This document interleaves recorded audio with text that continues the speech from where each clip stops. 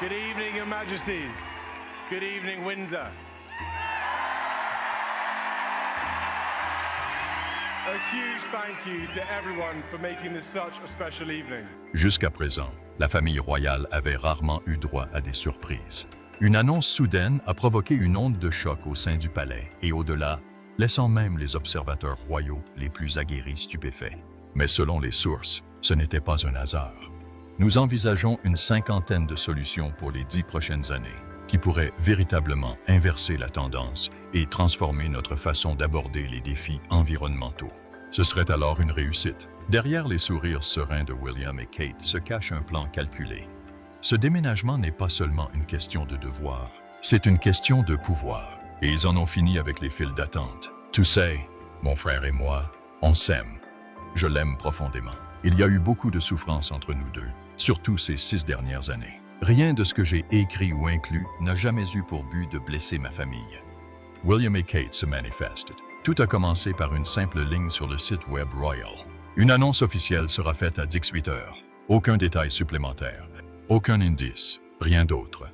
Pour une famille royale réputée pour sa planification minutieuse, c'était totalement inattendu. D'habitude, le palais donne des informations discrètes aux journalistes de confiance. Mais pas cette fois.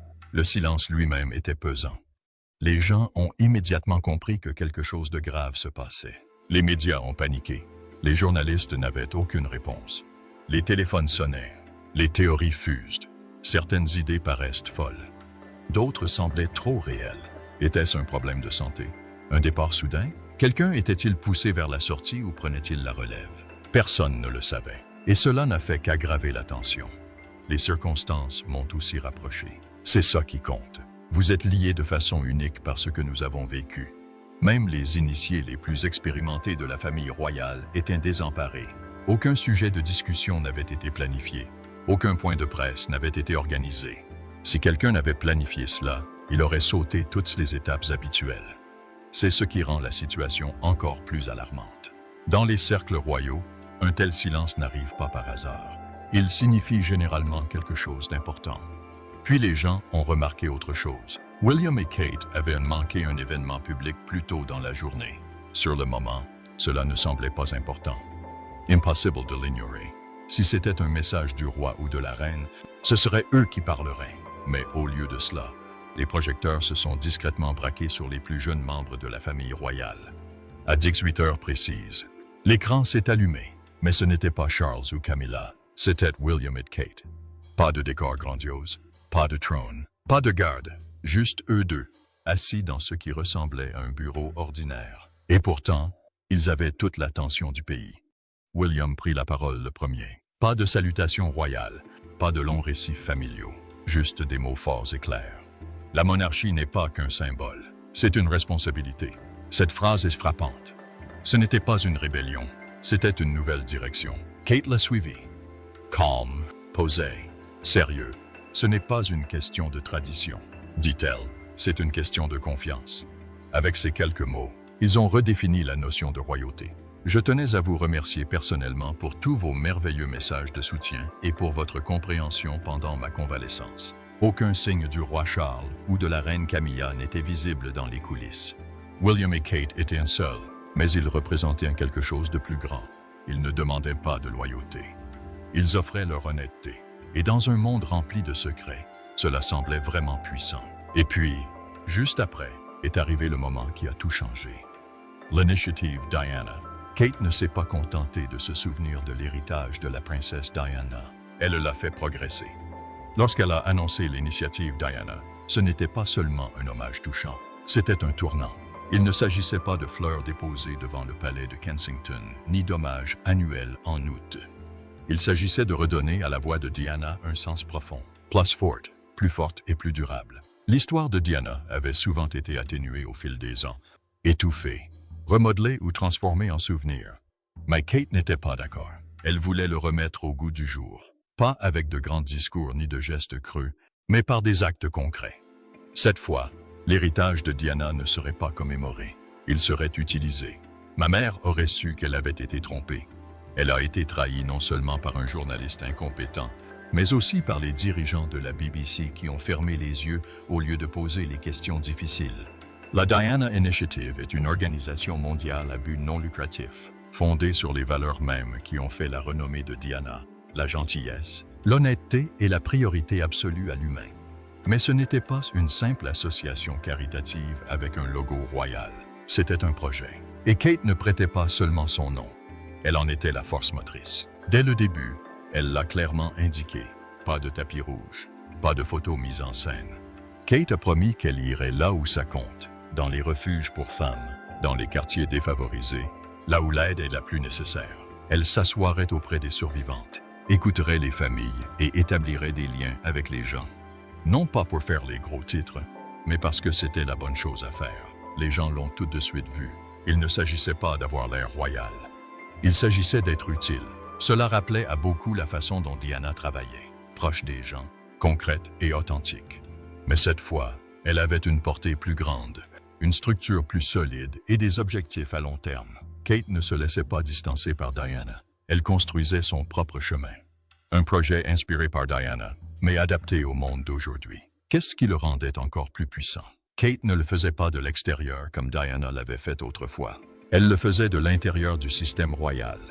Cela a donné une réelle force à l'ensemble du projet. Vous savez que, même si nous avons aujourd'hui le règne du roi Charles et de la reine consort Camilla, l'avenir appartient à William et Kate, et à leurs enfants aussi. Diana avait usé de gentillesse pour riposter. Kate s'en servait pour diriger. Le soutien affluait rapidement.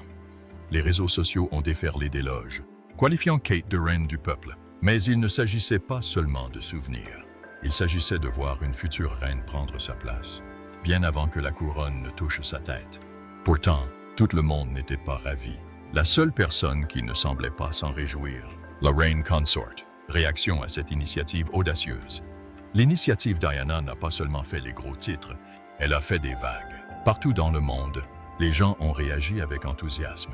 Les réseaux sociaux se sont enflammés d'éloges, qualifiant Kate de nouvelle reine du peuple. Les médias ne l'ont pas couronnée de bijoux, ils l'ont couronnée de confiance. C'était un moment mondial. Mais à l'intérieur du palais, c'était calme, trop calme. Pas un mot du roi Charles, ni de la reine Camilla. Ni éloge, ni soutien. Le silence en disait plus que n'importe quelle déclaration. En coulisses, la tension était palpable. Le roi Charles, surpris et pris au dépourvu, demanda « Qu'ont-ils fait ?» Il n'était pas en colère, juste choqué. « J'ai des nouvelles inquiétantes concernant la famille royale d'Angleterre. Je ne pourrai plus consacrer autant de temps et d'énergie aux œuvres caritatives et aux causes qui me tiennent tant à cœur. » Alors qu'il tentait de s'installer dans son rôle de roi, l'attention s'est soudainement détournée de lui. Le public ne regardait plus le monarque, mais William et Kate. Leur nouveau projet ne semblait pas seulement nouveau, il semblait réel. Cela a touché le public comme les événements royaux habituels ne l'avaient pas fait depuis des années. Camilla, cependant, était profondément perturbée. Elle avait travaillé dur pendant des années pour surmonter les scandales et gagner un respect discret. Mais à présent, le nom de Diana était de retour, plus fort que jamais. Kate ne cherchait à attaquer personne, mais l'initiative de Diana raviva des souvenirs et rouvrit de vieilles blessures. Certains, au palais, commencèrent à murmurer que Kate avait esquivé la procédure royale habituelle. Elle n'avait pas demandé la permission, elle avait simplement agi, ce qui les avait effrayés. Camilla souhaitait que l'initiative soit placée sous le contrôle royal, clarifiée, gérée et adoucie. Mais les conseillers royaux l'avaient mise en garde. Tenter de prendre le contrôle du palais ne ferait qu'attiser l'amertume et la jalousie. Au lieu de cela, le palais resta muet. Pas de message, pas d'éloge, juste le silence. Ils espéraient que cela s'estomperait.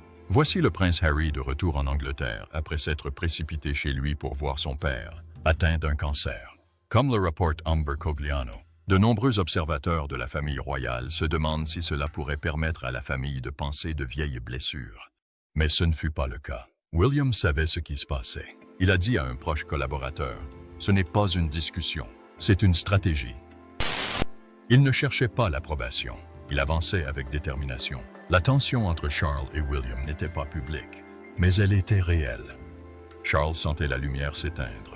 En privé, admettait-il, elle s'était éteinte, non pas par colère, mais par tristesse. William, quant à lui, était blessé par le silence de son père.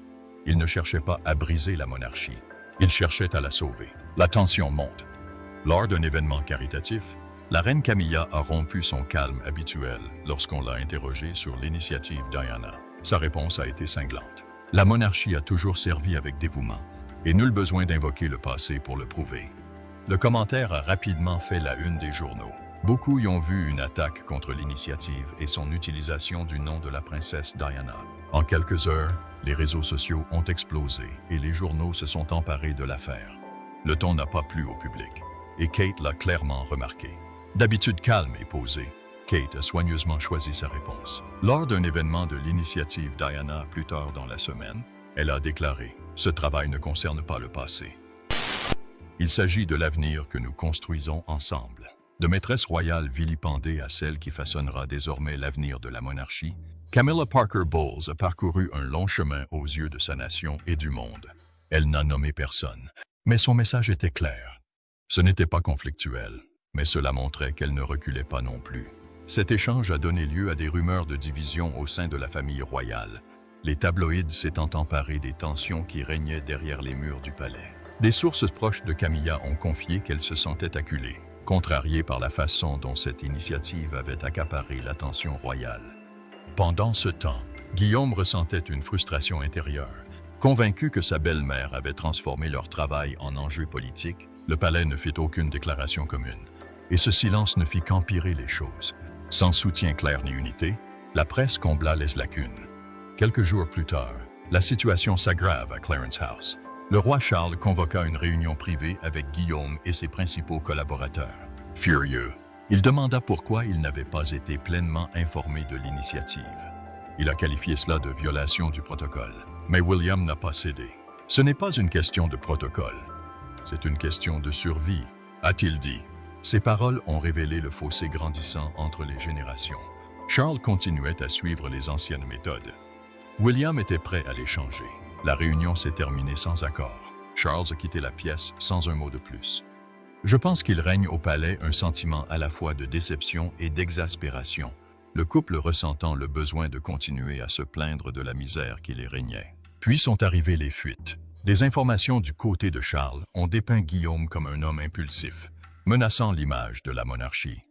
L'équipe de William a réagi par l'intermédiaire de journalistes amicaux, affirmant que Charles était coincé dans le passé et déconnecté de la réalité. Ces échanges ont clairement montré qu'il ne s'agissait pas d'un simple désaccord, mais d'un changement de pouvoir. William a demandé à son équipe de mener l'initiative sans le contrôle du palais. Charles, dans un moment d'honnêteté, a confié à un ami « J'ai passé ma vie à me préparer à cela. Et maintenant, ça m'échappe. » Une dispute personnelle était devenue le symbole de quelque chose de bien plus important. La lutte pour l'avenir de la monarchie. Fuites internes. Lorsque l'initiative Diana fut annoncée, elle semblait marquer un tournant pour la famille royale. Les réseaux sociaux se sont enflammés d'éloges. Des hashtags comme People's Royals et Diana Initiative ont inondé Internet. Des foules se sont rassemblées devant le palais de Kensington, non pas en signe de protestation, mais avec des fleurs, des mots manuscrits et un brin d'espoir. Le peuple avait enfin l'impression d'avoir une famille royale qui le comprenait. Mais aujourd'hui, certains se demandent s'il s'agissait vraiment de changement ou d'une question de pouvoir. L'initiative promettait de perpétuer l'héritage de la princesse Diana avec compassion, transparence et action. Et au premier abord, elle semblait sincère. Kate a visité des refuges et William a assisté à des discussions sur le climat, sans prononcer de discours, mais en écoutant comme tout le monde. Le public a adoré. Les dons ont afflué vers des associations caritatives. Des milliers de volontaires se sont inscrits. Mais en coulisses, la réaction au palais fut bien différente. Et William et Kate le savaient. Ils avaient contourné le système royal, lançant un mouvement public massif sans en informer le roi Charles ni la reine Camilla. Ce n'était pas seulement audacieux, c'était calculé. Ils savaient que le palais serait pris au dépourvu. Et ce fut le cas. Soudain, William et Kate ne furent plus seulement populaires. Ils étaient invincibles. William et moi avons constaté que de nombreux jeunes peinent à faire face aux conséquences du harcèlement, du deuil, de la violence conjugale, de l'éclatement familial, etc. L'initiative Diana n'était pas seulement un hommage. Elle devint une arme dans une guerre silencieuse pour le contrôle. Selon certains initiés, William et Kate ne souhaitaient pas seulement moderniser la monarchie. Ils voulaient la remodeler à leur image. Et pour y parvenir, Ils ont dû pousser les gens vers la sortie. Harry et Meghan ont été les premiers. Leur voix était trop audacieuse, trop émotive, trop indépendante. Une fois partis, il y avait de la place pour construire quelque chose de nouveau. Et maintenant, alors que Charles lutte contre le cancer et que Camilla s'accroche à son poste, William et Kate accèdent discrètement au pouvoir. Non pas en attendant, mais en agissant. Ils se sont placés au centre de tout, le visage de la charité, la voix du peuple, l'avenir de la couronne. Mais ils l'ont aussi fait selon leurs propres conditions. Ignorer les traditions, ignorer l'approbation du palais et écarter quiconque ne correspond pas à leur plan. Pour le public, cela ressemble à un service. Pour les initiés du palais, c'est une stratégie. Ils ne se contentent pas de réécrire la monarchie.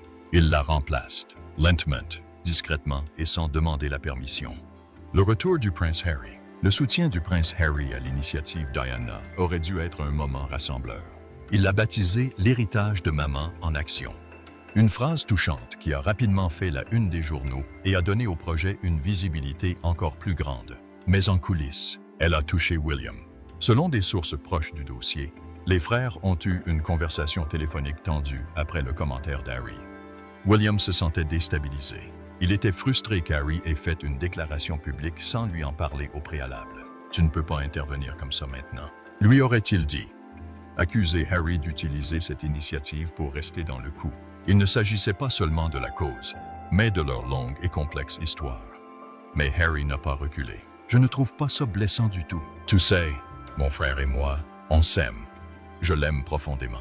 Il y a eu beaucoup de souffrance entre nous deux, surtout ces 6 dernières années. Rien de ce que j'ai écrit, n'a jamais eu pour but de blesser ma famille. » Dans une interview américaine quelques jours plus tard, il déclarait que l'œuvre de Diana appartenait à tous, pas seulement au palais. En apparence, cela semblait encourageant. Mais pour beaucoup, c'était un message clair. Il n'allait pas rester silencieux simplement par respect du protocole royal. La réaction du public fut partagée. Certains félicitèrent Harry pour ses paroles sincères, le qualifiant d'authentique et de passionné. D'autres estimèrent qu'il envenimait une situation déjà délicate. Les mêmes ont commencé à inonder Internet, affichant des citations des deux frères avec des légendes telles que « même mère »,« dispute différente ». Ce qui avait commencé comme un hommage à Diana s'est transformé en une confrontation fraternelle. Le côté triste, le véritable objectif, la mission de l'initiative Diana, commençait à se perdre dans le brouhaha. Les gros titres ne parlaient plus de l'œuvre, ils se concentraient sur la querelle. Des proches des deux camps tentaient d'apaiser les tensions, mais il était clair que les blessures entre William et Harry étaient encore profondes. Ce qui devait être un moment d'unité est devenu un nouveau rappel de la distance grandissante qui les séparait. Pour Kate, prise entre deux feux, la situation était difficile. Elle a poursuivi son initiative, restant concentrée. Mais l'attention médiatique portée à l'affrontement entre les deux frères a rendu les choses encore plus difficiles. La violence gronde entre les princes. La famille royale formait autrefois une équipe. William et Harry en étaient le cœur. Deux frères se sont tenus côte à côte après la mort de leur mère, la princesse Diana. Ils se sont appuyés l'un sur l'autre et, pendant un temps, ont cru qu'ils mèneraient ensemble la monarchie vers un avenir moderne. Mais derrière les sourires et les apparitions publiques, quelque chose de bien plus sombre se tramait. Et maintenant, c'est clair. William ne s'est pas contenté de se lever. Il a poussé Harry dehors. Il y a un remplaçant dans l'air. Mon frère est l'héritier et moi le remplaçant. Et donc, bizarrement, il y a toujours eu cette compétition entre nous. Le livre de réserve d'Harry a levé le voile. Une histoire a choqué tout le monde. Une bagarre avec William. Selon Harry, William s'est approché de lui en colère, l'a attrapé par le collier, lui a arraché son collier et l'a jeté au sol. Harry a atterri sur la gamelle du chien, qui s'est brisée sous lui coupant le dos. Il dit que William l'a alors mis au défi de riposter. Harry ne le fit pas. William partit pour revenir plus tard, l'air plein de regrets. Mais à ce moment-là, le mal était fait. Ce n'était pas seulement une dispute familiale, c'était le symbole de quelque chose de plus grand. William n'était pas seulement un frère frustré. C'était un homme qui accédait au pouvoir, et il ne voulait pas qu'Harry le gêne. Selon Harry, la dispute a commencé parce que William était en colère contre Meghan. Il l'a qualifiée de difficile, de grossière et d'agressive. Des mots qui faisaient écho aux gros titres cruels auxquels Meghan était confrontée depuis des mois. Harry l'avait bien vu. Sa propre famille commençait à ressembler à la presse. Et ça ne s'arrêtait pas là. Harry affirme que le personnel du palais a travaillé contre lui et Meghan, divulguant des informations pour les faire passer pour des immondes. Pendant ce temps, William et Kate sont restés silencieux. Ils n'ont pas défendu Harry. Ils n'ont pas défendu Meghan. Ils ont juste regardé les dégâts se propager. Ses membres ont décidé de s'allier au diable, n'est-ce pas, pour redorer leur blason. Mais dès que cette réhabilitation se fait au détriment d'autrui, de moi-même et des autres membres de ma famille, alors c'est là que je fixe la limite. Selon certaines sources, William et Kate ont commencé à se frayer lentement un chemin vers le trône. Quiconque ne correspondait pas à leur image ou pouvait contester leur influence était discrètement écarté. Ed Harry, avec son franc-parler et son refus de jouer le jeu, est devenu la cible la plus facile. Alors que le roi Charles lutte contre de graves problèmes de santé, les projecteurs se tournent rapidement. William et Kate se rapprochent du trône et leur emprise sur la couronne se resserre.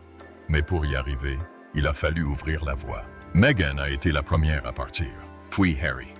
Maintenant, il n'y avait plus qu'eux. William n'avait pas besoin de faire d'annonce publique. Il devait juste rester silencieux, jouer la politesse et laisser la pression pousser son frère à la porte. Comment Kate a discrètement écarté Meghan. Le drame des robes des demoiselles d'honneur royales a pu paraître anodin au premier abord. Simple désaccord entre deux femmes au sujet de la tenue d'un enfant. Mais aujourd'hui, de nouvelles informations amènent le public à le considérer sous un angle bien différent. Selon le livre de Tom Quinn, auteur de la royauté, oui, Madame, la vie secrète des serviteurs royaux, la dispute entre Kate Middleton et Meghan Markle pourrait avoir été le point de départ d'un plan secret. Kate s'efforçait peu à peu d'écarter Meghan du cercle intime de la famille royale. La dispute a eu lieu quelques jours avant le mariage de Meghan et Harry. La robe de demoiselle d'honneur de la princesse Charlotte n'était pas à sa taille. Kate a envoyé un message à Meghan à ce sujet. Même si cela peut paraître insignifiant, des sources proches du dossier affirment que le ton de Kate était froid et exigeant. La tension monta rapidement. Selon un membre du personnel du palais, les deux femmes pleuraient à chaudes larmes. Ce n'était pas seulement un moment de tension. C'était émouvant et douloureux pour les deux parties. Mais c'est là que les choses prennent une tournure plus sombre. Au lieu de clarifier les choses, Kate est restée silencieuse. Elle a laissé les médias répandre l'histoire selon laquelle Meghan l'avait fait pleurer. Meghan a ensuite confié, lors de son interview avec Oprah, que c'était l'inverse. C'est moi qui ai pleuré. Mais à ce moment-là, c'était trop tard. Et il y a probablement réfléchi plus longtemps. Pour nous autres, il s'agit plutôt de se dire, OK, il faut changer notre façon de soutenir les autres. Le public avait déjà choisi son camp, et Meghan était présentée comme la méchante. En coulisses, des sources pensent désormais que Kate a volontairement laissé la presse négative s'amplifier. Certains disent même que l'histoire a été discrètement modifiée avant d'être divulguée. Tout cela pour faire bonne figure à Kate et faire mauvaise figure à Meghan. Ça a marché. L'image de Meghan a souffert. Celle de Kate, quant à elle, était plus soignée que jamais. Après l'incident de la robe, le rôle de Meghan au sein de la famille royale a semblé se réduire. Elle n'était plus invitée aux événements importants. Le personnel commença à la traiter avec une politesse froide, et elle apparaissait souvent seule sur les photos. Pendant ce temps, la place de Kate au sein de la famille royale ne cessait de s'accroître. Elle était louée pour son élégance, son assurance et sa capacité à garder le silence malgré les drames. Certains observateurs de la famille royale pensent que Kate n'avait pas à se battre ouvertement. Elle a simplement laissé les choses se mettre en place. Elle a pris du recul, est restée silencieuse et a laissé les gros titres faire leur travail. Mais les difficultés rencontrées dans l'enfance sont des choses que nous pouvons surmonter et dont nous pouvons tirer des leçons. Mais pour certains enfants, apprendre à faire face aux difficultés de la vie peut être difficile. Meghan était émotive et dramatique. Kate paraissait calme et innocente. Mais pour Meghan, ce silence devint insupportable. Isolée et impuissant, elle et Harry décidèrent de s'éloigner. Et aujourd'hui, avec le recul, la dispute autour d'une robe ne concernait pas seulement un vêtement d'enfant. Il s'agit peut-être de la première étape de la campagne discrète de Kate pour maintenir Meghan à l'écart des projecteurs et du pouvoir. Le roi Charles et le prince William ne sont pas les seuls à ne pas s'entendre ces derniers temps. La tension monte également entre Kate Middleton et la reine Camilla. Tandis que tout le monde sourit aux caméras, une lutte de pouvoir silencieuse se déroule derrière les murs du palais. Selon des informations récentes, la reine Camilla n'envisage pas de se retirer de sitôt. Même si le roi Charles lutte contre un cancer et devrait réduire ses activités, Camilla souhaite conserver son rôle. Elle était la troisième personne du couple. Elle avait besoin de redorer son blason. Vous et votre frère avez tous deux demandé directement à votre père de ne pas épouser Camilla. Oui, elle adore ses responsabilités, a confié une source à Us Weekly. Elle a toujours rêvé d'être reine et elle n'est pas prête à céder sa place à Kate. Pour Camilla, ce n'est pas seulement un titre royal. C'est un titre pour lequel elle s'est battue avec acharnement pendant de nombreuses années. Et maintenant qu'elle l'a enfin, elle s'y accroche fermement. Mais c'est là que les frictions commencent. Tandis que Camilla souhaite rester visible et aux commandes, William et Kate planifient discrètement la suite. Des sources proches du dossier affirment qu'une fois Charles démissionné, William et Kate repenseront probablement le rôle de Camilla et pourraient le limiter. Cette idée ne plaît pas du tout à Camilla. Il y a un autre aspect à cela. Le public n'a toujours pas pleinement accepté Camilla, même après toutes ces années. Beaucoup se souviennent encore qu'elle était autrefois perçue comme la femme qui s'interposait entre Charles et la princesse Diana. Cette réputation n'a pas complètement disparu et influence encore l'image que l'on se fait d'elle. Camilla a des défenseurs. L'experte royale Angela Levin a déclaré que Camilla avait guidé Kate lors de son arrivée dans la famille royale. Mais d'autres affirment que cette relation n'est pas aussi étroite qu'elle en a l'air. À première vue, cela peut paraître poli. Mais en coulisses, le lien entre Camilla et Kate pourrait être plus tendu que réconfortant. L'auteur Robert Hardman, dans son livre Charles, Nouveau roi, nouvelle cour, avance que Camilla restera active, mais probablement dans un rôle réduit. Et c'est ce qui l'inquiète vraiment. Elle voit les changements arriver et sait que Kate et William les soutiennent. William lui-même a clairement indiqué qu'il souhaitait moderniser la monarchie. Alors que Camilla porte toujours la couronne, il est clair que Kate se prépare discrètement à prendre le pouvoir. Et à chaque geste qu'elle pose, elle façonne l'avenir. Un avenir qui pourrait ne pas convenir à la façon de faire de Camilla. Nous espérons que vous avez apprécié cette vidéo. Restez connectés pour découvrir d'autres histoires incroyables.